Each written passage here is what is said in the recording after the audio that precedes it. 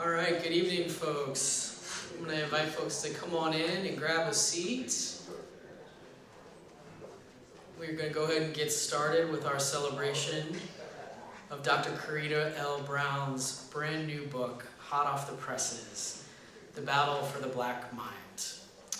We are so excited to be here tonight in the space of Auburn Avenue Research Library on African American culture and history to celebrate Dr. Brown's brand new book. We are here tonight with joy in our hearts because we love getting to celebrate Karida and all of her work. I'm from Charis Books and More. Charis Books is the South's oldest independent feminist bookstore. We had such a fun time getting to celebrate the new Brownies book, A Love Letter to Black Families, when it came out in 2023. Hard to believe it's already been 2 years. That book is also available for sale out in the lobby. We're joined tonight by Dr. Lakeysha Hallmon. Dr. Lakeysha Hallmon is a mission-forward visionary, author, and social entrepreneur celebrated for her unique village model, renowned for its innovative structure and community-centered approach. Dr. Hallmon has expanded her mission with the Village Retail, a flagship retail store for Black brands. Dr. Key is the author of No One is Self-Made, Build Your Village to Flourish in Business and Life. That's also available outside. She's been recognized by esteemed publications such as Forbes Magazine, Essence, Black Enterprise, CNN, HLN, The Today Show, and more. As a board member for Invest Atlanta, Dr. Hallmon continues to advocate for affordable housing opportunities, equitable opportunities within the business world, and so much more. Dr. Hallmon serves on the Board of Trustees for Tougaloo College, and she's a proud member of Alpha Kappa Alpha Sorority, Inc. Karida L. Brown is an NAACP Image Award-winning author and public intellectual. A professor at Emory University, Dr. Brown is a leading scholar of systemic racism and the study of Black life. Her work, which spans over a decade of groundbreaking research and analysis, has earned her both national and international acclaim. She's the author of she's the co-author with her husband, who is here tonight, Charlie Palmer, of the new Brownies book, A Love Letter to Black Families, continuing the legacy of W.E.B. Du Bois by centering Black narratives and empowering Black futures. She's also recently on TikTok and Instagram, so give her a follow because, we're trying to expand her vibe and platforms. And Karida is genuinely one of the kindest people I have ever met. So she is building a village, and so it is appropriate that she is here with Dr. Hallmon talking about all of the ways that we build villages and build communities. We will have an opportunity to ask questions at the end, so please think about your questions as you're listening. Please do ask a question and not just make a comment, because you'll be able to make a comment during the signing afterwards. So if you want to ask a question at the end, you'll just line up right over here, and we'll have time for that. So thank you all so much for being here. Please put your hands together for Dr. Karida Brown.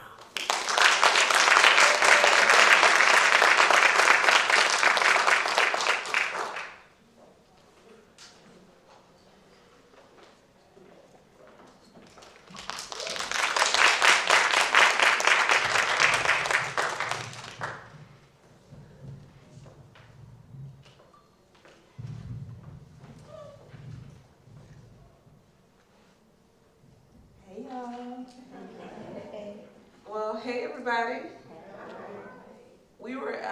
Dr. Brown and I were speaking in the back, and we were saying it's amazing that the ancestors are always present with us.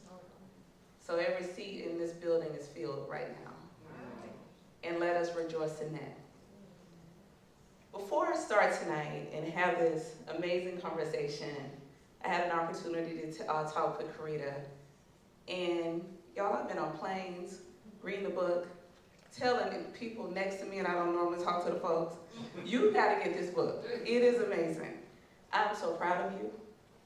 I am extremely moved by your passion and also your vision. So before we start, can we give her another big hand? For showing us so proud.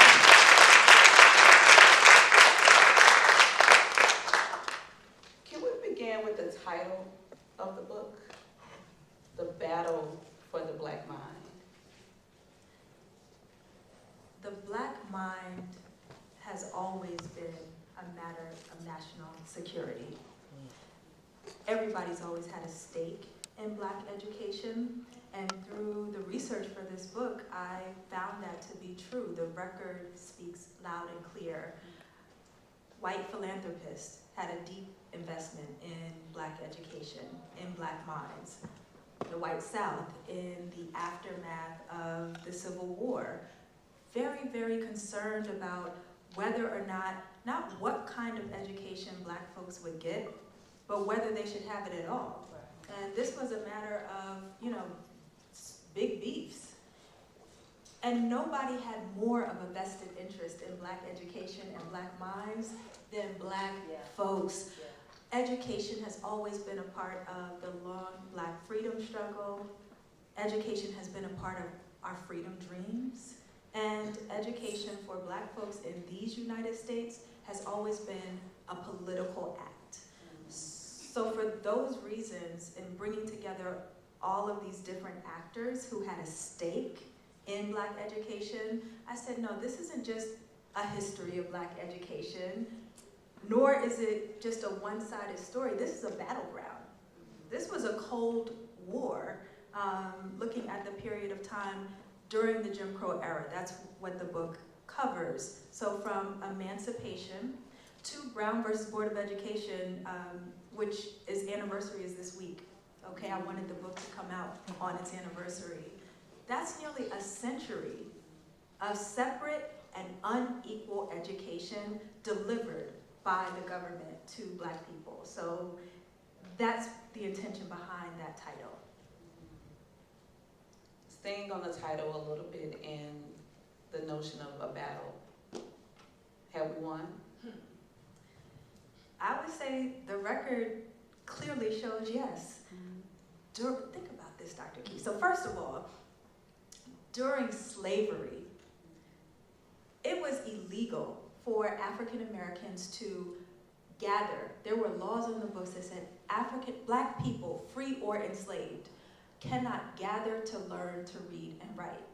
And nonetheless, we have Black folks who were snatching education by hook or by crook, by any means necessary, picking up just how to write their names, how to cipher words, passing that information along. We have documented records of this.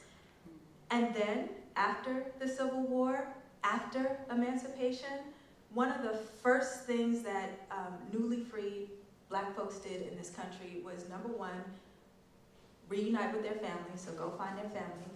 Number two, set up community and build churches. And what did they do inside of those churches?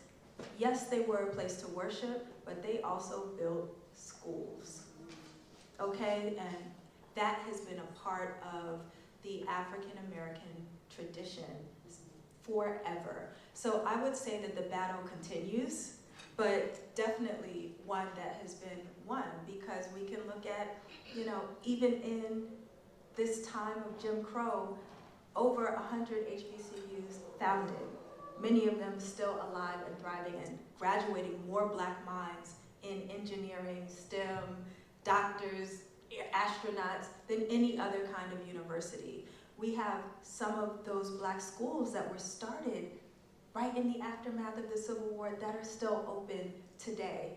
And Black folks, especially Black women, are still doing the damn thing in terms of educational attainment, becoming educators, and instituting new schools. So I would say absolutely yes. Let's rewind time a little bit and let's go back to your childhood and your relationship to education. What was your experience and what did education provide to you? Oh. Y'all, the question is not right here, by the way. Yeah. And I have to tell the truth because my parents are in the audience. I wasn't the best student in school, and nonetheless, I got everything I needed from my early childhood educational experiences. So I'm talking K through 12. I grew up in Long Island, New York, in a community that was what sociologists will call an ethnic enclave. This was a community where most of the folks who lived there were almost all black and brown.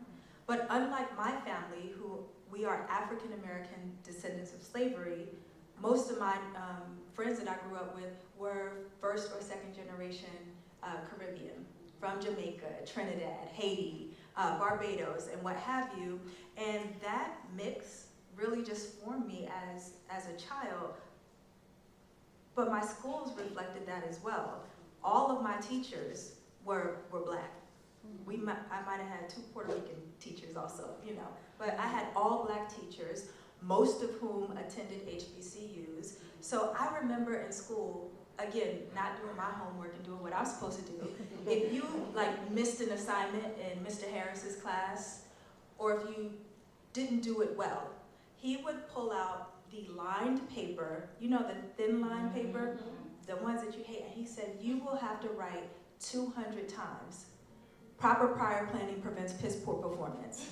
Proper prior planning prevents piss poor performance. Now, I'm not Greek, so where did I get that from? My teachers were instilling that in us as youth. So I had such an affirming K through 12 experience because of that, and I didn't know what I was getting.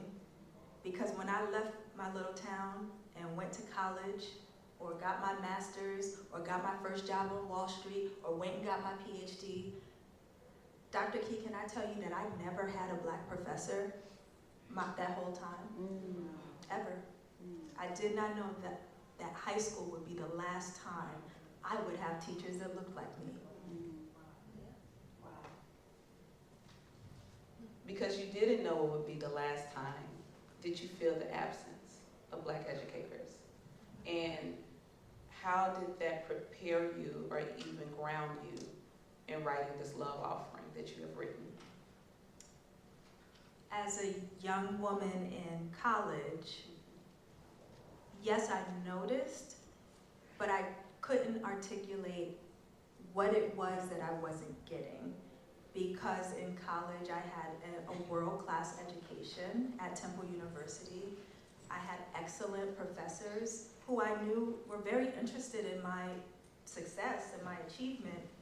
But there was if I were to describe it, Dr. Key, there was a love gap.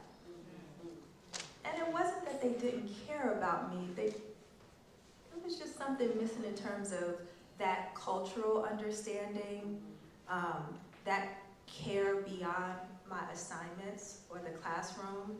Like, what's going on with this young woman? She hasn't been in class for a couple of days. Let me reach out and see how she's doing, instead of just asking where the work is at. That level of care that is a part of what I and other scholars of the history of black education will call black pedagogy or fugitive pedagogy. Shout out to Dr. Jarvis Gibbons. That was missing in my college experience going forward, and it was largely because I didn't have black teachers. The love gap we're going to get back to, because you wrote about some incredible people who filled all the love spaces, and as they built institutions and loved on their classrooms and loved on their students. But we're going to get there. But before we get there, can we talk about the cover of this book? Can I hold it up, everybody? Is this not beautiful? Now, can you tell us what we're looking at and why we're looking at it? So there's a lot of symbolism in that cover. Off the rip, every book that I've ever published, Battle for the Black Mind is my 6th book. Every book that I am going to publish, my love supreme, Charlie Palmer, is going to paint the cover. Point blank period. But the cover and what it means goes well beyond that personal relationship. The cover is a painting of a young boy named George Stinney Jr. And for those of y'all who don't know who George Stinney is, he is the youngest person in United States history to be executed by the federal government. So he, at 14 years old, was executed in the 1940s, accused of a crime, accused of raping two white girls, a crime that he did not commit. He was posthumously exonerated, and yet and still the state, which judge, jury, and executor, rushed him through a trial, executed him. He was too small to even fit on the execution bench. So they had to use phone books to raise him up high enough for them to take this young boy's life. And Charlie paints George Stinney Jr. every year as a way to say, we are never going to forget George. We will always remember George. So for him to make this cover, and if you see the stars on the top of his head, that's a critique of these United States and the system. And if you see the branches and roots growing up all over his shirt, those are our freedom dreams. Those are the roots and branches of all of our prayers, our ancestors' tears, their hopes and dreams and joys for us. And that's the message that the book cover conveys. So whether you know what that means or not, I believe that on a spiritual level, it's conveying that. And we will always remember George. And I think, one thing that also is added there, George has dignity. George, his humanity lives every single time. Every time y'all pick up this book, it's a different relationship now. You are telling George that he matters. You are telling George that he is seen, and that his life, the legacy of his life, was not in vain. Job well done. Job well done.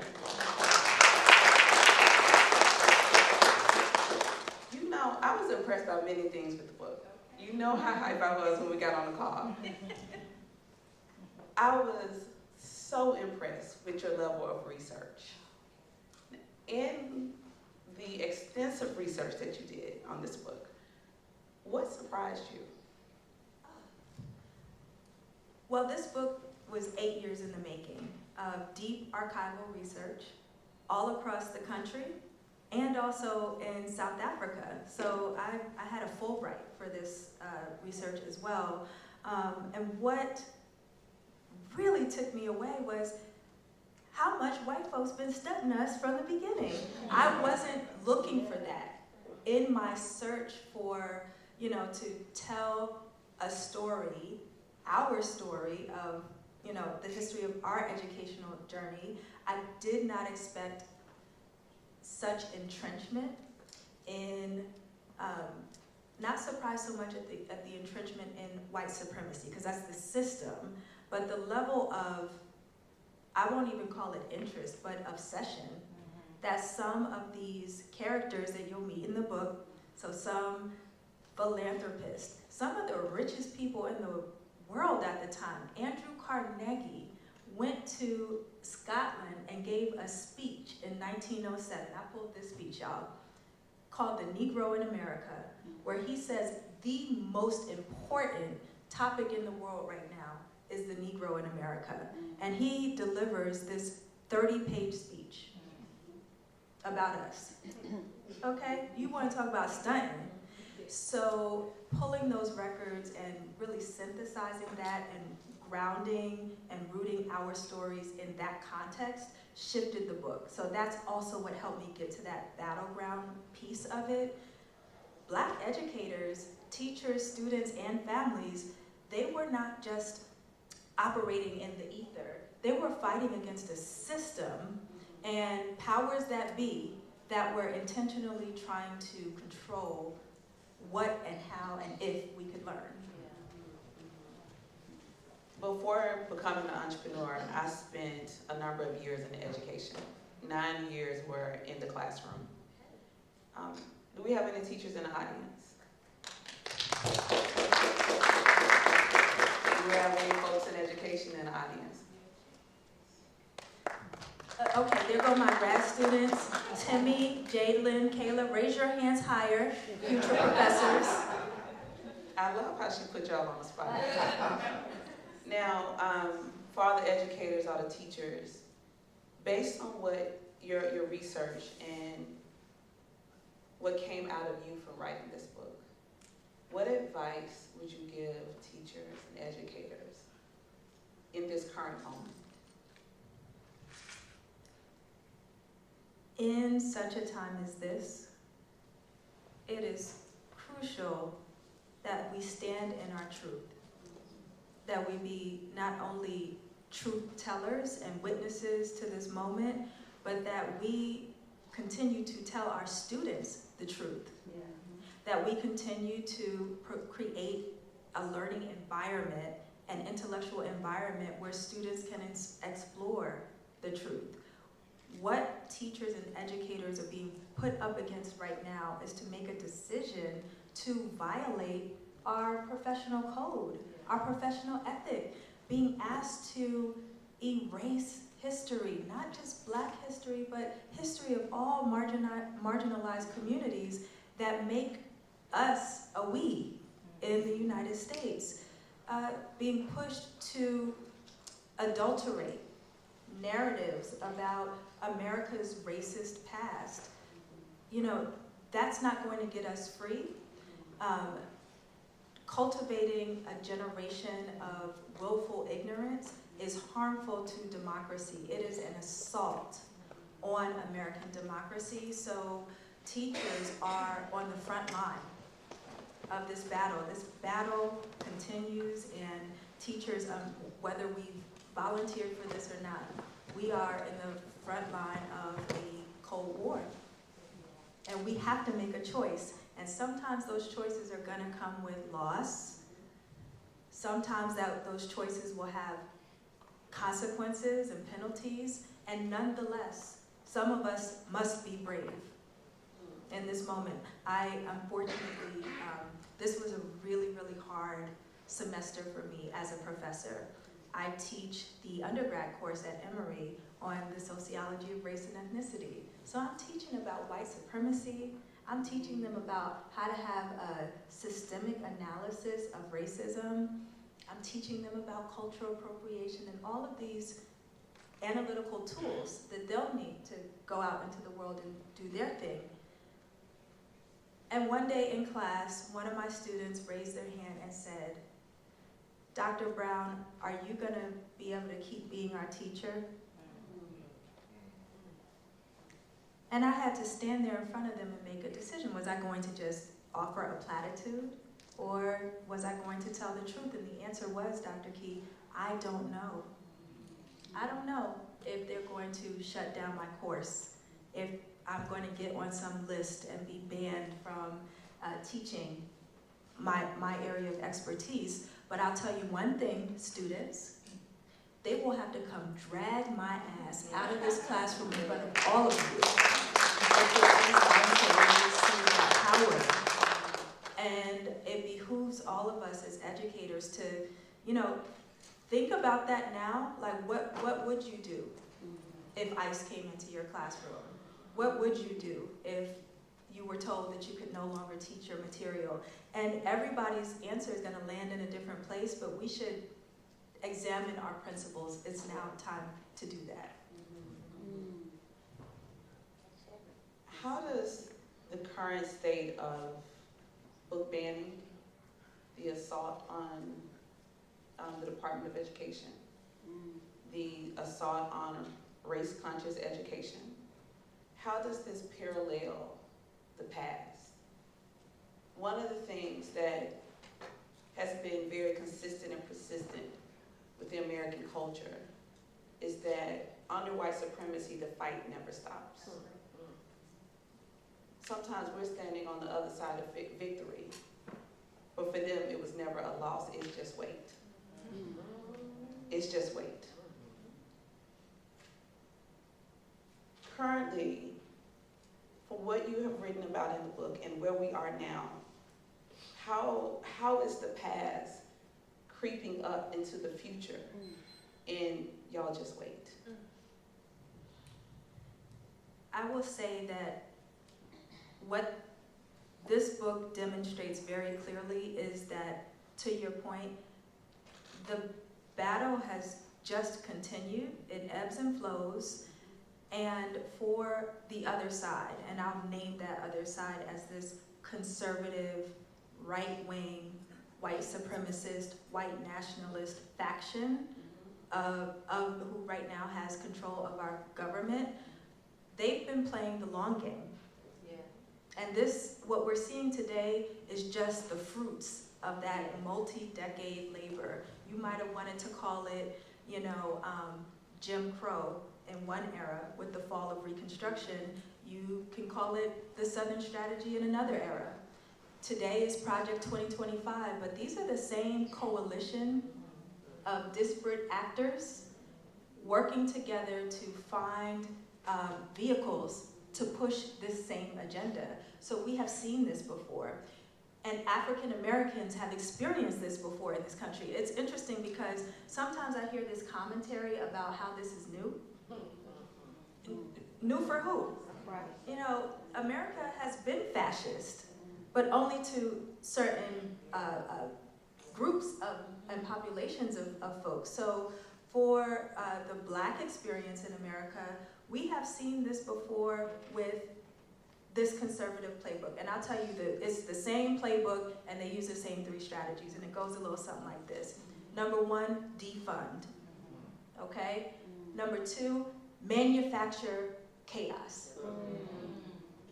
Third step, now with all this chaos and folks are looking for an answer, looking for somebody to fix it. You swoop in a billionaire and say, I know, mass privatization. We can commodify this. We can solve this problem through privatization. We saw this was the playbook during the fall of Reconstruction. Okay, what do we see? States' rights, states' rights, states' rights. So when that happened, what was the first thing that the states did? When you say states' rights to do what and to who? Okay, they defunded Black schools, left them out to dry, okay, created and manufactured chaos. Black educators were left to beg, borrow, and steal, rob Peter to pay Paul to establish private schools. So one thing that I show in the book, the majority of Black schools during Jim Crow were not public schools, because the public boards of education would not fund Black schools. They were private, which left Black educators in a position to beg for majority white dollars to keep their schools open. Well, those dollars came with thick strings attached. So that move to mass privatization left Black educators in a position where they're always having to compromise, okay, or come up with strategies to survive. The only thing that's different today is that that playbook is now here for everybody. All Americans are experiencing that now, and I encourage everybody to take heed for not only history in this book, but the playbook, the strategies that our ancestors put in place to not only survive, but thrive in that moment. Wow. I think we should clap for that.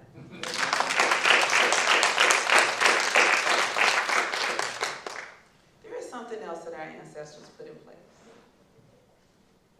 Joy. Hope. Resistance. Resilience. Tenacity. Fearlessness. By any means necessary. I will not be moved. I will fight for my child who I would never meet to have a better life, and I believe that it is so. That's another thing, and many other things that our ancestors did. These Black freedom dreams that they dreamt. How have these dreams built, designed, and made our country better?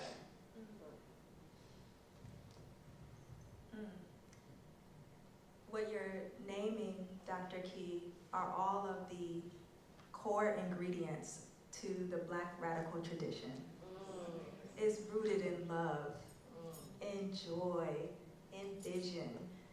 Y'all know that song, The Reason Why I Sing? Yes. Sing because I'm happy, I sing because I'm free. That's irrespective of your current condition. Yes. Okay? And that's the spirit that not only Black teachers, but the students brought that joy. The parents brought that joy. Black communities brought that joy and the vision.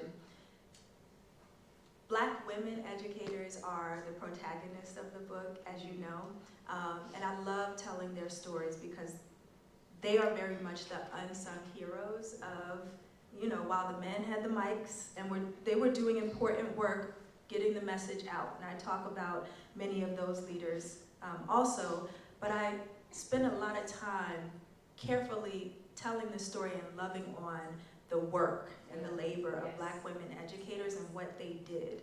And before the school was even built, it was their vision that created the path for success. And can I tell just one story from the book? Did you all know that Hampton University was born under a freedom tree? So there was a woman named Mary Smith Peake. She was born during slavery, but she was a free Black woman.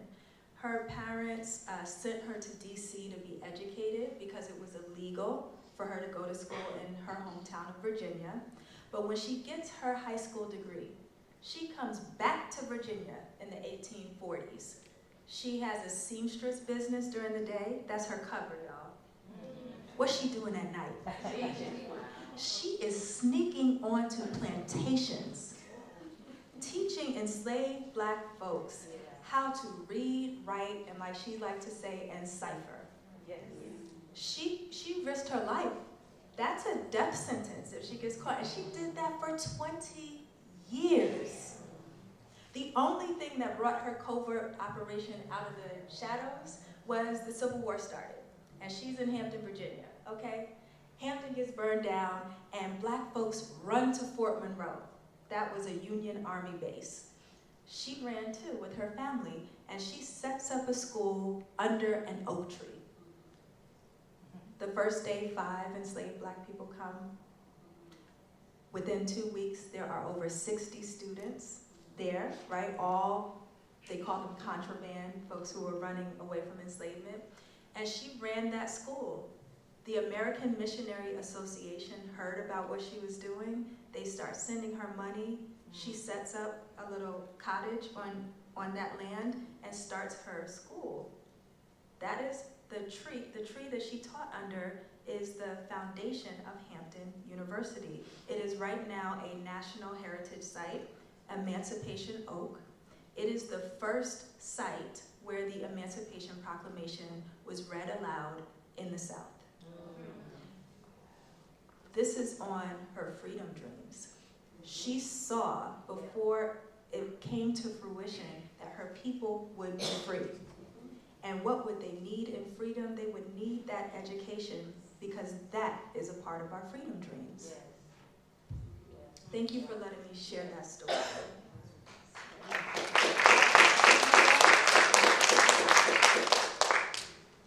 Well, before I ask my question, you can tell all the stories. You can share all the stories. I got a lot of stories, You got a lot of stories, and they're profound stories.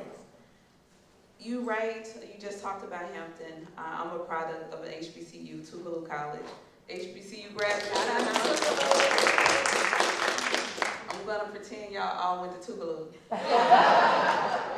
But you spend time really talking about the histories of our sacred institutions. In your research, tell us about the unknown histories, the things that when we're going through orientation, and we did something in Tougaloo called mission involvement, where we learned about the mission of the school, but I'm sure some things that was left out. Is it okay if I share some of this, Dr. Key? Because by show of hands, how many HBCU alum do we have in the house? Okay, y'all. You know I'm speaking with love, right? And Dr. Brown is only saying things that I found in the archival record. One thing that I not only highlight, but spend a lot of time walking through is how many of our HBCUs were founded and upon what educational philosophies. What a lot of people don't know, what I didn't really know much about when I started this journey, is that most HBCUs were founded by white men. Yep. And not only were they founded by white men, they were founded by white men who were a part of what I call the Tuskegee machine in the book. This is a cabal of power brokers who have a vested interest in training black folks to do nothing. Why? Because there's an industrial revolution going on in the rest of the country. The factories are booming, mills are milling, meat needs packing, railroads need building, and they were seeking cheap labor. And for many industrialists, they said, well, why do we keep going to Eastern Europe and Southern Europe when we got these 4 million newly freed black folk in the South? Why don't we just build schools to train them into this mindset of manual labor? So they worked to create a curricula called the Industrial Model of Negro Education that was propagated across many, many, many institutions, not just HBCUs, but through the K through 12 system. These were the type of schools they were trying to found. What do you think black folks did when they got in them schools? We were not having that. So this is where you start to see intended aims come into conflict with freedom dreams. And time again, I found through my research the many ways in which and strategies that black educators and students use to subvert those curricula, design ways of learning that were affirming but also going to help open up opportunity structures for us. And also, this is where you get the foundation for protest movements. For black college students, they were protesting at first to change their curricula, to get a competitive curricula. And so you see student movements really leading the way in transforming HBCUs into the world-class institutions that they are today. We fought for that, okay? So that's an important lesson that, that I tried to tell with care throughout the book. You also write a lot about philanthropy. And I don't know if we are as conscious as we should be with how philanthropy can be weaponized. In this current state, what can philanthropists learn about the past mistakes and transgressions of the impact that philanthropy had on our education, on our ancestors' education?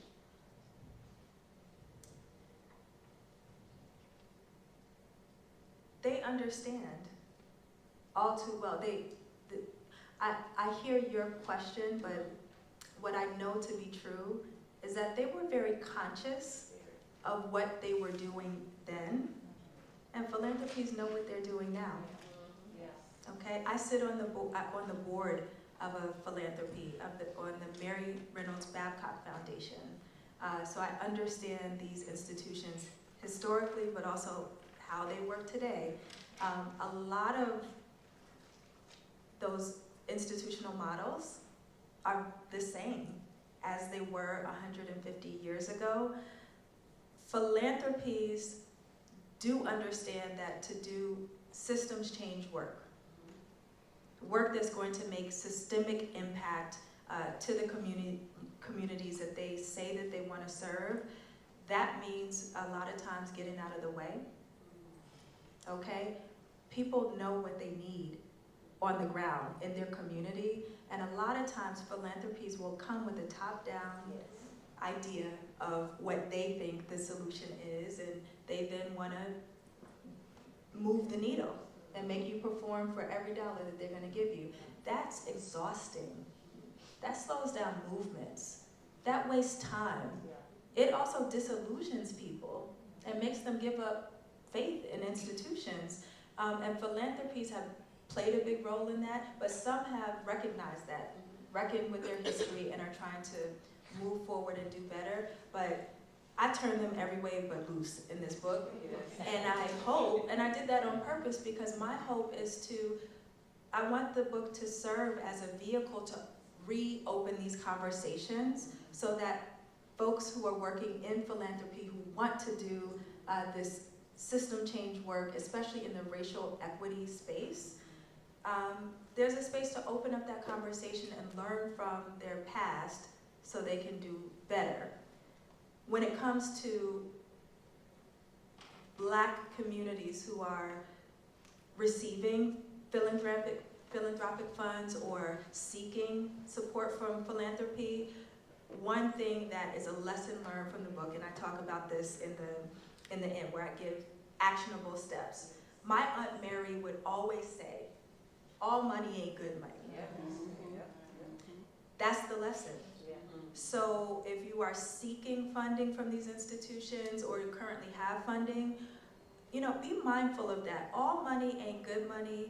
Know your principles, stand in your truth, in your integrity through that process, and also know that, it's supposed to be a relationship if it's working the right way, and you're supposed to be able to push back and say, no, what you're asking me to do is not going to serve the stated aims that we both said that we want to, the results that we want to see happen.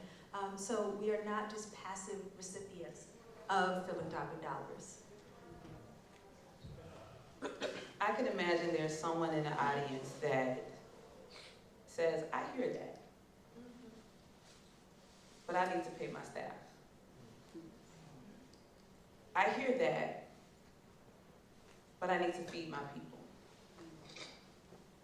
I hear that, I need to create an education program so these young people are not on the street. What is your advice for them to have the discipline to say no?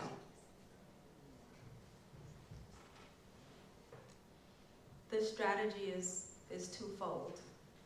Play the long game, just like our opponents on the other side have been doing. We have a tradition of playing the long game too. So sometimes that looks like harm reduction. Sometimes that looks like being pragmatic in your present to get to a future aim, a future goal, where you're going, but understanding what your limits are, where that no exists. And that's why I say it's a twofold process. It's play the long game, but also play the short game. Because we do have to eat. We do have to live to die another day. And I get that. And we see these lessons in the book of many, many school founders who had to make strategic choices. For example, Lucy Craft Laney, who founds a school in Augusta, Georgia. First high school for Black folks in Augusta, Georgia, founded by a Black woman. She decided that she was not going to take $1, one public dollar, because she worked as a school teacher in the public school system for 10 years. And she knew that the state couldn't yet be trusted with Black minds. So she went the private route, but Miss Lucy ain't had no money. She had to fundraise. And she took philanthropic dollars, white dollars, from the Presbyterian Church. Those dollars did come with strings attached, so what did she do? Knowing that these philanthropists love that industrial education model, she named her school the Haynes Industrial Institute for Negro Education. What was Miss Lucy teaching in this school? Physics, chemistry, literature, sociology. She strategized. She was subversive herself. She understood what time it was and, yes, made some compromises, but also kept her integrity, her vision, and made it happen. So I think that we can take lessons from that as well. Sometimes, like Kendrick said, it's time to turn the TV off. We don't got to say everything we're doing. Okay? Sometimes it's just do what you know you need to do. And keep those doors open. Keep your people fed. Keep your children learning. Do what you got to do, but do what you know to do.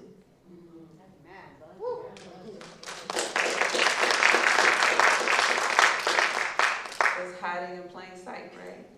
Hiding in plain sight. Now, you talk about Miss Lucy. Yes, there were so many incredible Black women that you left in these pages. You gave you gave them such tenderness and grace, and you saw them with the eyes that they deserve to be seen with. Thank you for writing in their stories the way that you did. And I can't wait until you all experience it. I teared up several times with reading some of these hidden figures. Tell us about Black women in education and how they built, they fought, they resisted, and they set so many young people free. Just tell us. Black women are birthers. Black women birth all of humanity. Black women birth our freedom dreams. Black women birth our Black pedagogy. Okay, so the opportunity to uplift just a story of a handful of Black women school founders, and I focused on women who were both teachers in their schools, but who founded their schools and kept them running. So they were entrepreneurs also. And I mean, the vision, the courage, the fearlessness that they had. I recently watched the Harriet Tubman movie on a flight, and I said, this sounds like Miss Lucy Nim. This sounds like Mary Smith Peak. In a certain way, they were freedom fighters, putting themselves in clear and apparent danger in a white supremacist system, but also in a misogynistic system. So they faced a lot of sexism, okay, from their brothers, you know, who were also acting in that space. And yet they got up and did it anyway. And many of a mantra for Black teachers during that time was, you must teach the Black child head, hand, and heart. The whole child. It can't just be getting them books, okay? It must be that developing that child's character, caring about their well-being, creating space for them to cultivate their curiosity. So this was a very divine, feminine pedagogy that Black women brought to these educational institutions, and it was also supervisionary. Mary McLeod Bethune is another woman who I feature in the book. Mary McLeod Bethune was Lucy Craft Laney's protege. She trained at Miss Lucy's school in Augusta, Georgia, before she moved to Florida, before she founded her school, which now stands today as Bethune-Cookman College. And she embodied these principles of head, hand, heart, but she got to Daytona with $2 in her pocket. She reached out to the Black community and said, y'all, there's no school here in Daytona. Let's build one. What you got? And what did the Black community do? They donated furniture, clothes. They came on that campus and tilled the land. They built the buildings. She went out and raised funds. And when you ask about like what a Black woman educator is, it's not just, it's farming and hunting. So think of a cultivator, somebody who's cultivating land, making sure the home space is taken care of, but they're also lionesses. Yeah. So you know it's the lioness who goes out and hunts. Mary McLeod Bethune would do anything to keep her school open. She wrote an open letter and published it in the New York Times, demanding that anybody, any American that cares about the future of Black girls and wants to invest in Black girls, send her a check to keep her school open. I mean, just the chutzpah to do that. She would, Daytona at the time was a place where a lot of wealthy, super wealthy white elite business people would summer. So they all had summer homes in Daytona, Florida. She would go to the country club they were winter there. So she'd go to the country club over the winter, bring her sweet potato pies that she was famous for, okay, and talk about her school. And she started to develop annual reports about the progress that her school was making. How did she know how to do this? And she would bring those annual reports and bring some of her students to come sing for these guests. And she wouldn't just ask for money. She asked those folks to serve on the board of her school. These are Black women educators who had premier business acumen. So she had folks like John Rockefeller on her board. Y'all know Procter & Gamble? She had Mr. Gamble on her school board. So suddenly, you know, what she did was she understood how to cultivate relationships using the strength of weak ties so that these wouldn't just be one and done relationships. They couldn't just give a check. Now their name is on it too. They have to be a part of the success of this school, whether they wanted to or not. She got them into that with her pies. She tricked them with her sweet potato pies, y'all. That's a Black woman educator. Who kept up with the Kendrick and Drake beef? I won't ask whose side you're on. I won't mention the person who performed at Super Bowl. But in this book, there's another beef. That was before that beef.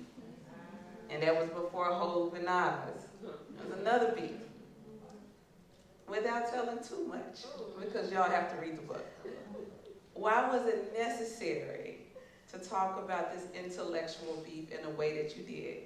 And can I tell you, I was so mad at you.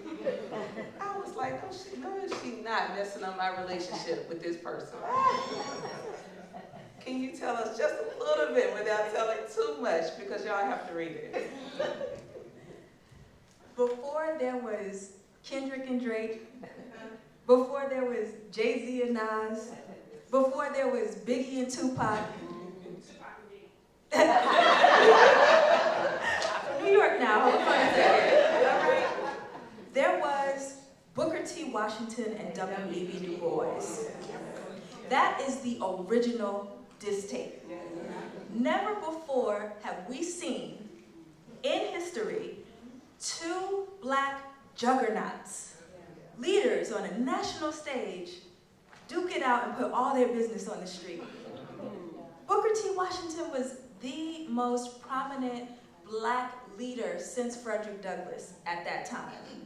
W.E.B. Du Bois, the first Black person to earn a PhD from Harvard, he's out there putting books. He gonna drop The Souls of Black Folk in 1903 that he wrote right here in Atlanta while he was working at Atlanta University.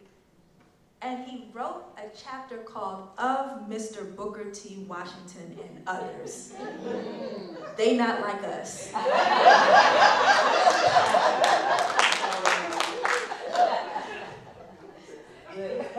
gonna let y'all just read that chapter. When y'all read it, just know some souls gonna be disturbed. It was excellent. It was absolutely excellent. A few more questions, if that's okay, and then we're going to open the floor. We're going to open the floor so you all can ask questions. I love reading about your family's history. It was actually some of my favorite times with the pages. And your family experienced Jim Crow in schools. Can you talk about their experience and the impact?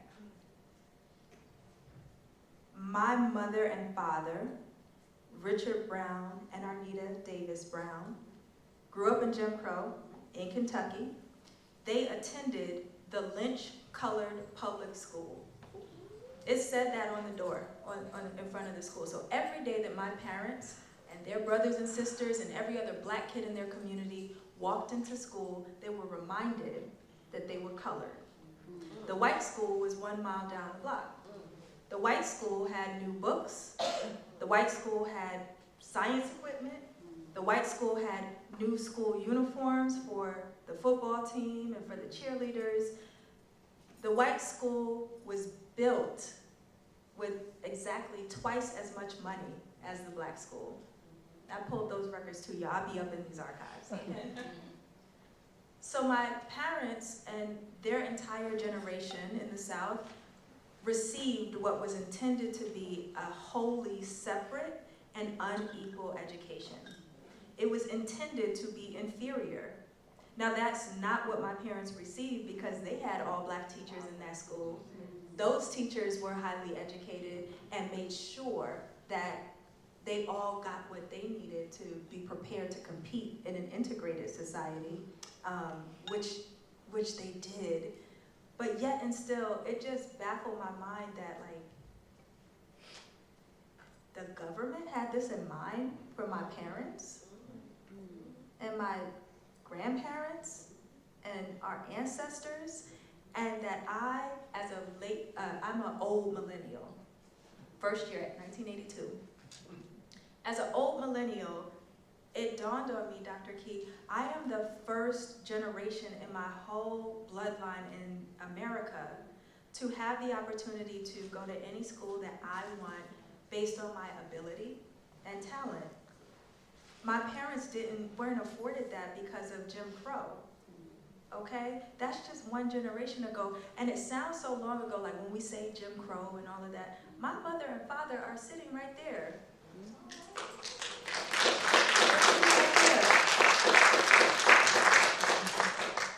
They are young retirees, right? This wasn't that long ago. So to just think how long it took for us to get this educational freedom, this opportunity, the school where I am a professor today at Emory University, my parents would not have been allowed to even apply to the school that I teach at. That's wild to me. So I carried their experience and their story with me throughout the book, in addition to the educational experiences of my grandparents, because I just think about my grandfather, my maternal grandfather, Thornton Davis. He received a 2nd or 3rd grade education. He grew up, sharecropping in Alabama. So just imagine, he got to go to school until he was 8 years old. And to the state of Alabama, that was good enough for a black kid. That's what my grandpa got. And with that, he was able to make his children's life a little better, make sure that they got to get their high school education at that Lynch-colored school with those black teachers. My mom went to college and was part of that cohort that desegregated the University of Kentucky.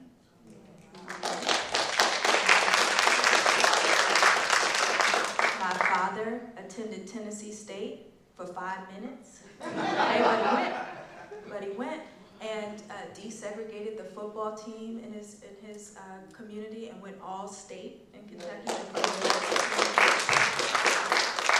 And then you fast forward one generation without those systemic barriers. Yeah. And what did I do? I've been in school half my life. I can't stop going to school.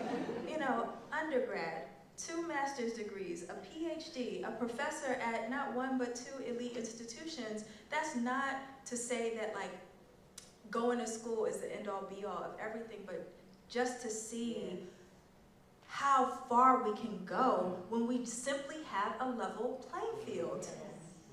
That's all we've ever asked for. We didn't ask for preference. We didn't ask for a handout. We asked for a level playing field and our reparations. That's it. And how far we can go when we actually have a choice. When we actually have a choice. One thing that you didn't say though, Ms. Professor at 2 universities, you failed to mention 8 books later. 8 books later. 2 more questions, y'all, 2 more. Project 2025. You see how I just dropped that in there? Project 2025. What is his current role in the battle for education? Chapter 11 of Project 2025 is about education. This is a public document.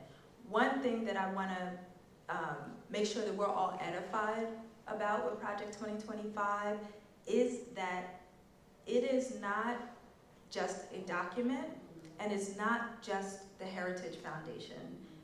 Project 2025 is a coalition of small grassroots conservative organizations that came together like a Voltron to create Project 2025. And it's like the Southern Strategy 2.0. And what Project 2025 as a coalition does and did, they searched for a candidate that would adopt their policy. They said, we've written down this 900-page playbook, and we're looking for the candidate that's going to agree to back this. And that's the candidate that we're going to get behind and vote for and seat in office, much like a puppet, okay?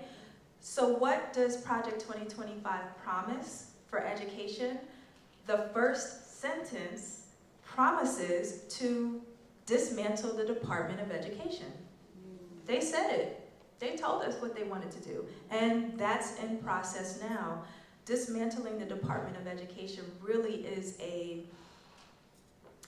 it's just a placeholder for a larger set of actions that they'd like to take. This really is a move to completely take away the public education system in America and replace it with a fully privatized education. That's the plan. That's where this ends. If in their minds that's not going to work, because we do democracy every day, and we're not going to just sit back and let that happen. But if they had it their way, this ends in that mass privatization. And I want to paint a picture for you for how that's worked out in other contexts, just so we can, walk into this with a clear mind, because the language is seductive. The rhetoric is seductive in Project 2025.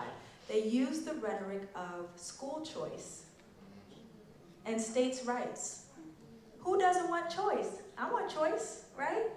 I want rights. I don't want the government telling me what to do. So they wrap it in that rhetoric, but what that really looks like, your retirement plan. We the same age, Dr. Key. You know what 401ks are like. Just a generation ago, my parents' generation, they had what were called pensions. If you worked and gave your service to an employer or your profession, you were entitled to be able to age with dignity. That's what a pension plan is promising. You would be able to, at some point, stop working but understand what your life would look like with some stability financially. Well, that switch to a 401k was a move to choice, to say to employees, why should you have your employer be in charge of your retirement? You need choice over how you're going to invest for your old age and retirement. What does that do? It shifts all responsibility from the employer to the employee. So if it works for you, great. But if the stock market crashes the year you're supposed to retire, if for some reason those investment choices that you made didn't work out, maybe because a company was fraudulent or what have you, something out of your control, we have elders who are having to take on jobs that they shouldn't be doing, and they're not able to retire with dignity because of this move to choice, privatization, and shifting risk and blame onto the individual. This is what's promised for our school system. Do you want that for your kids? Do you want a system that's created for haves and have-nots for your kids? And that's the danger around this rhetoric of school choice and states' rights. And when we hear states' rights, we say states' rights to do what and to who? And to who? One of the things I appreciated is that you had clear, actionable steps. I appreciate those that can lay out their problems, but also spend so much time in laying out solutions, because that is where hope and progress exists.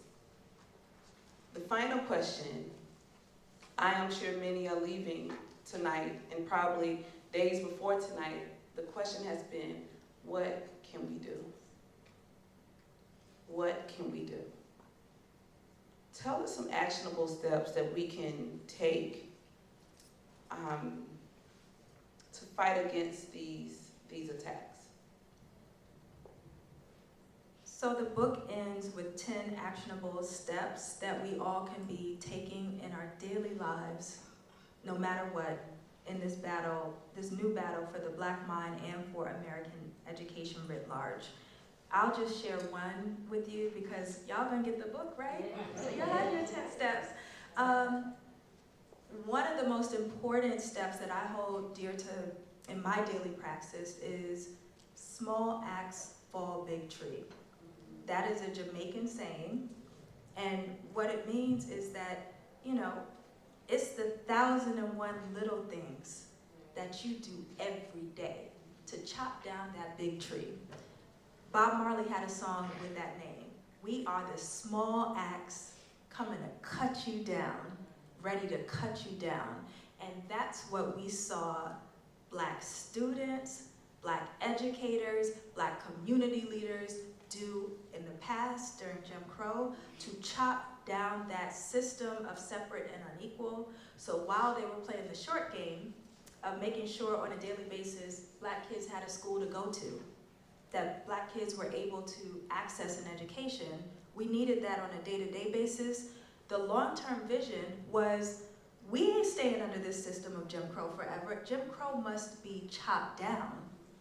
And those steps that we took, and I laid those out, the 30 years that it took for us to get to that Supreme Court, landmark Supreme Court decision to make it unlawful for any public institution to be, if it's separate, then it is unequal, and that is unlawful under this law of the land. Black folks ushered that forward, starting with their freedom dreams, and starting with those small acts of getting up every day and saying, maybe I can't change everything that's going on right now, but what can I do today? I'm gonna do democracy every day. Small acts fall big tree.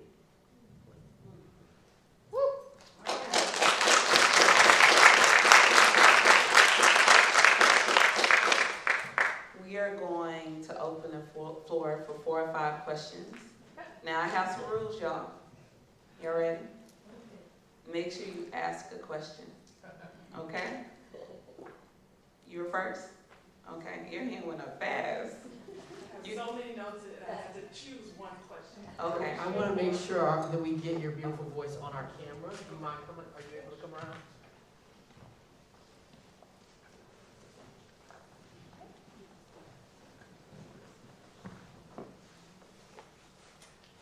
Karida Moore, thank you so much for this conversation. I could have listened to you all just all night, especially in the space that I'm in, focusing on educational equity. One of the things that you talked about was the industrial model of Negro education. And there is a narrative that is being pushed more than I've ever heard before. College is not for everybody. Let's push students into trades. They can make $60,000 coming right out of high school. I've never heard anybody that did not have a college degree say this. Now, I'm not saying, look, my dad was a mechanic and that's all he ever wanted to do since he was 13 years old. But what do you think about this narrative that's being pushed? Because when you talked about that, that is what was raised in my mind, that there is just this push. College is not for everyone. But it sounds very eerily similar to this industrial model of Negro education. And it's being pushed specifically in certain communities, more so than others. First of all, thank you, Karida. We became LinkedIn friends. We've been going back and forth on these very conversations on LinkedIn. So thank you for showing up tonight and for that question. And to that, I will say, college isn't for everyone. I believe that we need folks in all professions. I don't at all look down on blue-collar work. My daddy was a garbage man.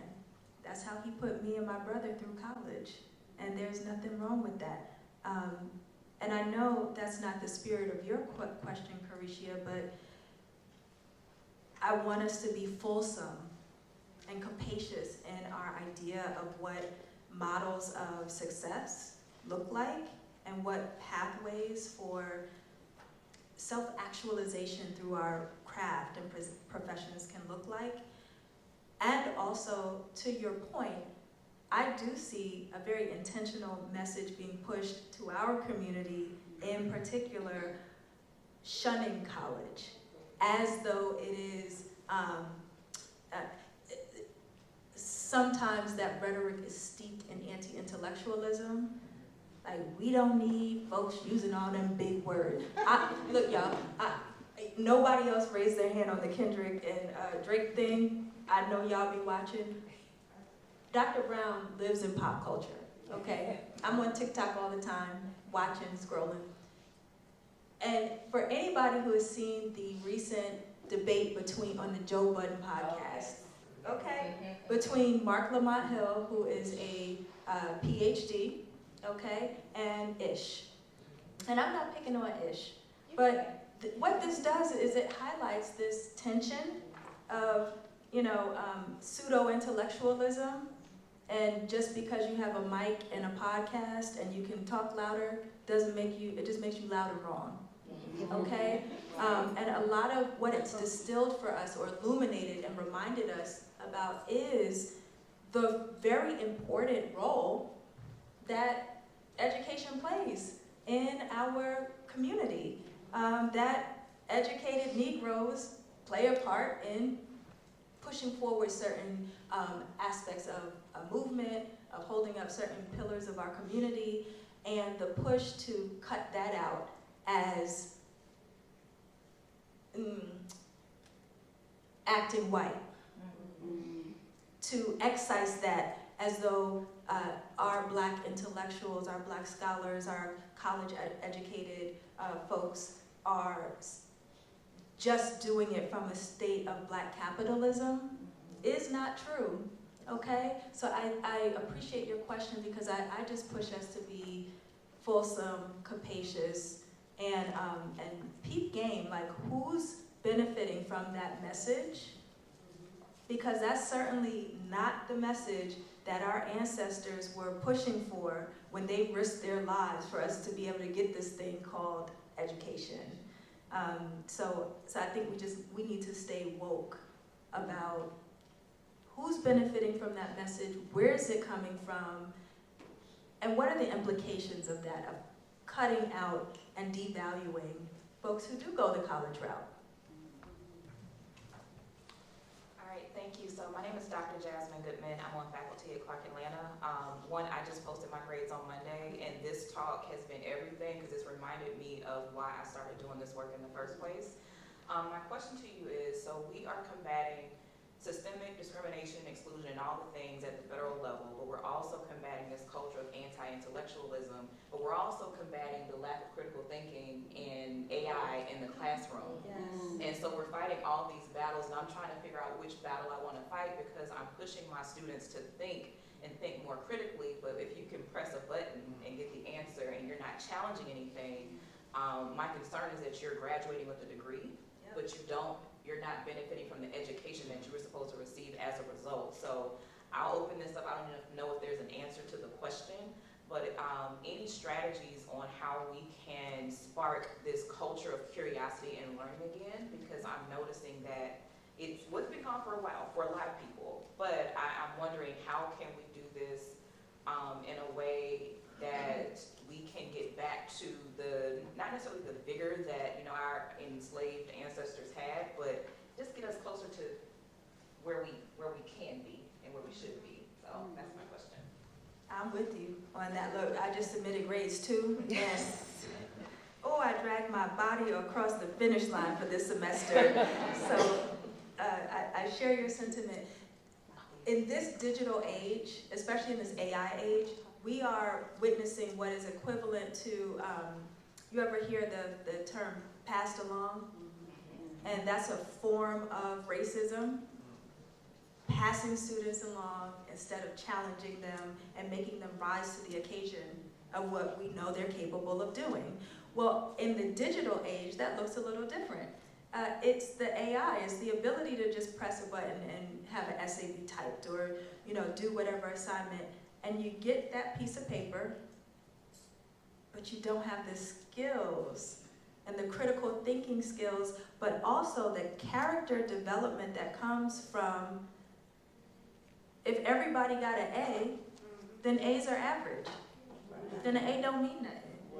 It takes away that experience that students are supposed to receive through their whole educational journey, that is not always just about the outcome. Much of it is about the journey, the process, the growth, and that comes with things like disappointment, like, sometimes missing your mark, but that's how you build your resilience. And I'm witnessing that being ripped away from the college-going experience. I can just share with you one strategy that I'm implementing in my classroom, but this is a discussion that all of us educators need to be having in community.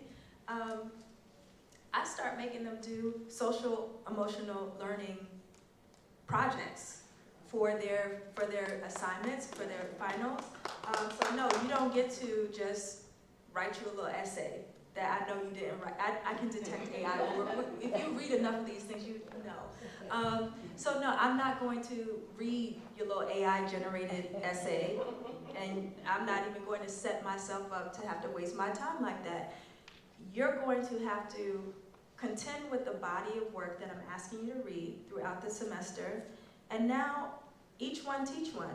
I need you to produce a public educational product that demonstrates that you have absorbed what you've read and learned in this classroom, and that you can teach somebody else with it. So they have to make a film, they have to make some TikToks, they're good at doing that. They have to write curricula, they have to stand and orally present their work. I go back to basics, like all that old school stuff that was mainly done, I grew up in the Baptist church, how we had to learn our songs in church and have your parts and stuff. I make them do neighbor in class, so I'll teach them something, and up on the screen, I'll reinforce the lesson with the question. And what do? Neighbor, and I ask the question, and they have to discuss amongst their peers and get their asses up in front of the classroom and discuss. So I know that that's not a solve to all of it, but we've got some back to basics that we can do as educators that puts the learning process back in the hands of the students, where they're not just passively receiving their education or thinking that this is what I'm paying for. No, we're doing this together. And I think it's about finding creative ways to re-engage this generation in ways that they consume knowledge, in ways that they can feel like they relate to the topic, but also, I don't know about how y'all were raised, but you ever know a teacher or an elder in your community who don't play? You gotta let them, Dr. Brown don't play. And I think a little bit of that energy will go a long way as well, and the students appreciate it. Maybe not in the moment, but they eventually do. Dr. Brown, thank you for that demonstration of authentic assessment. So I'm a former teacher educator. My name is Steve, and my question is about group study. I recently found out about the first naval class of naval officers after desegregation. There was a class that went through They were the all-black class that went through. They were the highest achieving class up to that point. And they did it through studying together. So I'm wondering, in your research, did you find any examples of studying together as students to counteract some of the way that we succeed nowadays, which is by studying alone? Thank you for sharing that beautiful piece of history. And I'll answer that in a way that doesn't speak directly to studying together, but gets at your very important point about collective, community, village, okay? That's exactly how we get the Divine Nine. This starts with a group of young black men on the campus of Cornell University in Ithaca, New York. One of the whitest places in America, okay? And they understood that to get through this, they needed one another. It didn't matter what their major was, where they came from, what their religious affiliation was, whether they liked each other. Each of us needs all of us. And those principles were activated by those very young people. They understood that and formed Alpha Phi Alpha Fraternity Incorporated. You then see the emergence of the Divine Nine from that ethos. And that ethos, you can see it's been repeated and replicated in so many other contexts in our history. So yes, that communal nature, but also that village way of being, I think is just, it's a part of our culture, our way of being, and we've activated it in our professions, in the way that we get through institutions. I know certainly when I used to work in corporate America, I used to work on Wall Street, y'all. And without saying anything, the other black professionals, we just would be able to look at each other on the office floor and know that we needed to find spaces to gather, to amplify one another, to pass information to one another. That was a form of study, you know, in the workplace. But yes, absolutely. And I think that this rampant individualism that we are pushed towards, to think that everybody needs to go it alone, that everybody stands on a pedestal or a platform all by themselves, that's a myth. It's a fallacy, it's dangerous, it's also never true, and that gives me this opportunity to promote. Let's give it up to Dr. Key for blessing us with this book that just reminds us of that principle that no one is self-made, okay? And we gotta remember that, because that's a trick. It's a tool that gets us divided and conquered, separated, thinking that we're fighting against each other when we have a shared enemy, a shared system that's harming us all, but perhaps differently. So I think what you raise with this question of collaboration and community, yes, and more in every facet of life. That's how we return to the wholeness of our humanity and our community. Hi, my name is Brittany Evans. I'm a high school teacher and a filmmaker. I'm fans of both of your work, so thank you guys for having me. So my question is, where do you find strength as a black woman educator when the world feels like it's against you? I myself am a black woman, which I'm an educator, and I just feel exhausted. So like, where do you find the strength to just keep going? Yes. Bless you. Yeah. And I understand. I get the strength to keep going from my mother and father, who are just always in my corner and super supportive, but they were also my first teachers. I had examples in my household that I didn't have to look outside for not only role models, but to know that I was enough. I got that within the core of my family and my first teachers, my aunties and uncles, my community, those teachers at my school that made us, that hazed us. I draw on those experiences from my youth to give me strength. I get strength, encouragement, and power also from my ancestors. So stories like the ones that I tell in Battle for the Black Mind about what our ancestors went through and what they did with so much less than what I have from a material standpoint. If they were able to do that, I don't have the right. I don't have the right. I can be tired. I can be afraid, but I can't sit in fear. I can be tired, but I can't sit in exhaustion. I have to get up because they got up for me. And mentor, Dr. Jessica B. Harris, has this saying that I actually end the book with. It's hers, not mine. I love it. The relay must be assured. We can't drop the baton. But they gave us everything that we need. So drawing on the strength of our ancestors, those who came before us, your village, your community, and also my students. My students. I love my students. My students, I love y'all.